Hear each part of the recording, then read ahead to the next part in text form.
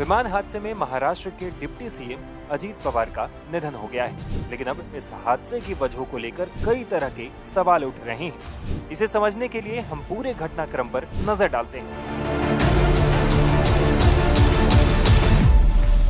बुधवार सुबह 8:10 पर मुंबई के छत्रपति शिवाजी इंटरनेशनल एयरपोर्ट से अजीत पवार का विमान बारामती के लिए निकला।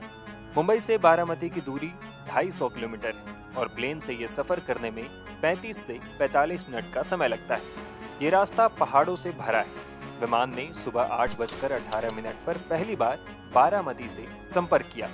दरअसल बारामती एयरफील्ड अनकंट्रोल्ड है, यानी यहाँ एटीसी की जगह फ्लाइंग ट्रेनिंग ऑर्गेनाइजेशन के इंस्ट्रक्टर ट्रैफिक की जानकारी देते हैं। विमान का अगला कॉल लैंडिंग साइट से 30 नॉटिकल माइल यानी करीब 55 किलोमीटर की दूरी पर किया गया।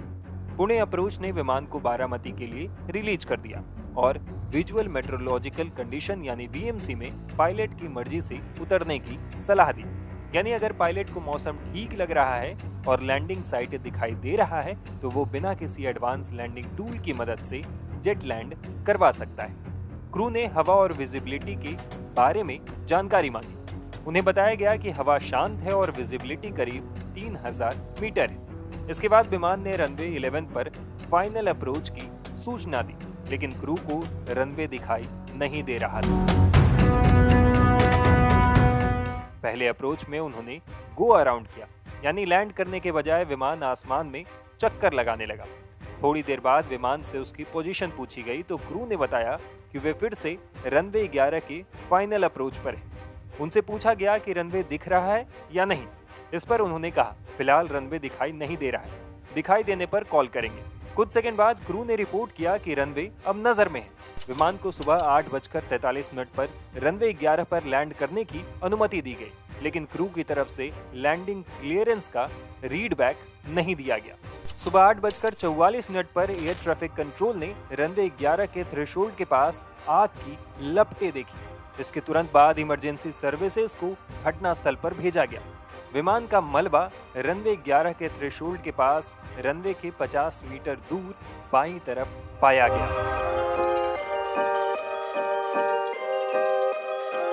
इस हादसे की जांच अब AAIB यानी एयरक्राफ्ट एक्सीडेंट इन्वेस्टिगेशन ब्यूरो ने अपने हाथ में ले ली है। हादसे के वक्त विमान में कुल 5 लोग सवार थे, जिनमें अजीत पवार, 2 पायलट, एक अटेंडेंट और उनका एक पर्सनल सिक्योरिटी ऑफिसर शामिल थे। विमान के पायलट सुमित कपूर और को पायलट शांभवी पाठक, फ्लाइट अटेंडेंट पिंकी माली और अजीत पवार के पीए विदीप जाधव की भी हादसे में जान चली गई।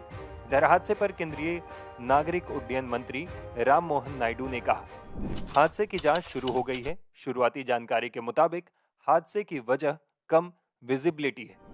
हालांकि इस हादसे की वजह से उठे कई सवालों के जवाब आने अभी बाकी है।